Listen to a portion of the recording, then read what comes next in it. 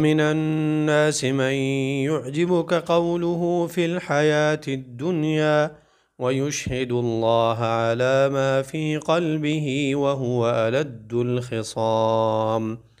اور لوگوں میں سے بعض وہ ہے جس کے بعد دنیا کی زندگی کے بارے میں تجھے اچھی لگتی ہے اور اللہ کو اس پر گواہ بناتا ہے جو اس کے دل میں ہے، حالانکہ وہ جھگڑے میں سخت جھگڑالو ہے۔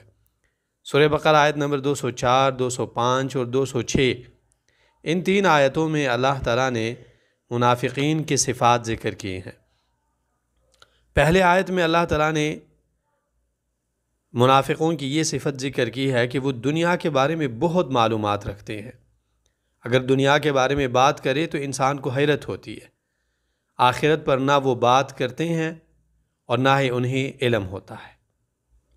دوسری صفت اللہ نے ذکر کی ہے کہ وہ اللہ تعالیٰ کے قسمیں کھا کر اپنے ایمان اور اخلاص کا یقین دلاتے ہیں، کیونکہ مسلمانوں کے ہاں اپنے بے اعتبار ہونے کو خوب سمجھتے ہیں۔ وہ جانتے ہیں کہ مسلمان ہمیں اچھی طرح سمجھتے ہیں، لیکن کوشش کرتے ہیں کہ مسلمانوں کو دھوکہ دے، تو قسمیں کھاتے ہیں کہ ہم مسلمان ہیں، ہم آپ کے ساتھ ہیں۔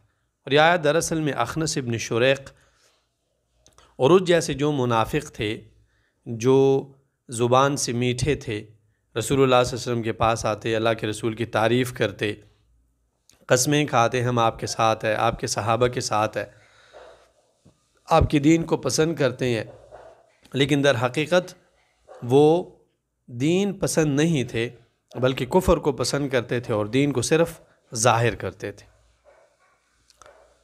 عائشہ رضی اللہ عنہا فرماتی ہے کہ رسول اللہ صلی اللہ علیہ وسلم نے فرمایا کہ تمام لوگوں میں سے سب سے زیادہ بغض اللہ تعالیٰ کو اس شخص سے ہے جو بہت زیادہ جھگڑالو ہے۔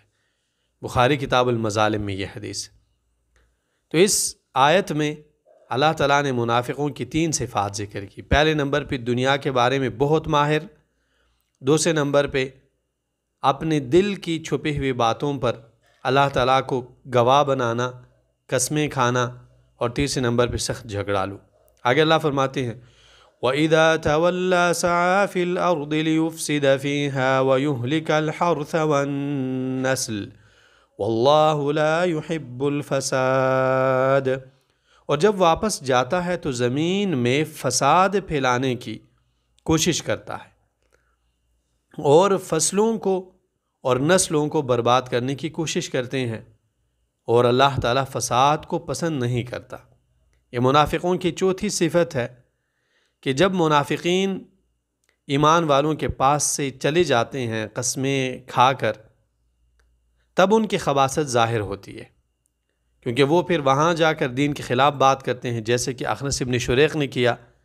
بدر میں کچھ لوگوں کو اپنے ساتھ واپس لے کر گیا، جب اپنے مقام پر پہنچا وہاں لوگوں کی فصلیں جلائی، لوگوں کو مارنے کی کوشش کی، مسلمانوں کے اندر بے حیائی اور اس طرح چیزوں کو پھیلانے کی کوشش کی۔ اللہ تعالیٰ فرماتے ہیں کہ منافقین کی صفات میں سے ایک اہم صفت یہ ہے کہ قسمیں اور قرآن کھانے کے بعد جب جاتے ہیں تو زمین میں فساد پھیلانے میں کسر نہیں چھوڑتے، لیکن یاد رکھیں کہ اللہ تعالیٰ فساد کو اور فساد پھیلانے والوں کو پسند نہیں کرتے۔ وَإِذَا قِيلَ لَهُ اتَّقِ اللَّهَ أَخَذَتْهُ الْعِزَّةُ بِالْإِثْمِ فَحَسْبُهُ جَهَنَّمُ وَلَبِئْسَ الْمِهَادُ۔ اور جب اسے کہا جاتا ہے اللہ سے ڈرو تو اس کی عزت اسی گناہ میں پکڑی رکھتی ہے، سو اسی کے لیے جہنم کافی ہے، اور یقیناً وہ بہت برا ٹھکانہ ہے۔ پانچویں صفت اللہ تعالیٰ نے منافقوں کی ذکر کی ہے کہ منافق جو ہے ان کے قول اور فعل میں تضاد ہے، لیکن جب منافقوں کو سمجھایا جاتا ہے کہ آپ اپنے دل اور اپنے اعمال کو صحیح کریں، اپنے قول اور فعل کو ایک جیسے کریں، تو منافقین جو ہے وہ کبر کے مارے، تکبر کے مارے پھٹ پڑتے ہیں اور نصیحت قبول نہیں کرتے۔ اللہ تعالیٰ فرماتے ہیں کہ ایسے لوگوں کے لیے ان کی کفر اور نفاق اور کبر اور غرور کے بدلے جہنم کافی ہے، اور جہنم بہت برا ٹھکانہ ہے۔ تو اس آیت میں اللہ نے منافقوں کی صفت ذکر کی ہے کہ جب ان کو حق کی بات بتائی جائے یا سمجھائی جائے تو وہ کبر اور غرور میں آ جاتے ہیں۔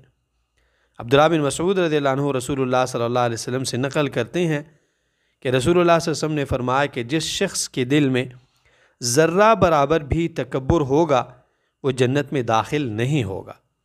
ایک صحابی نے پوچھا، اللہ کے رسول، اگر ایک آدمی پسند کرتا ہے کہ اس کے کپڑے اچھے ہو، اس کے جوتے اچھے ہو، کیا یہ بھی تکبر ہے؟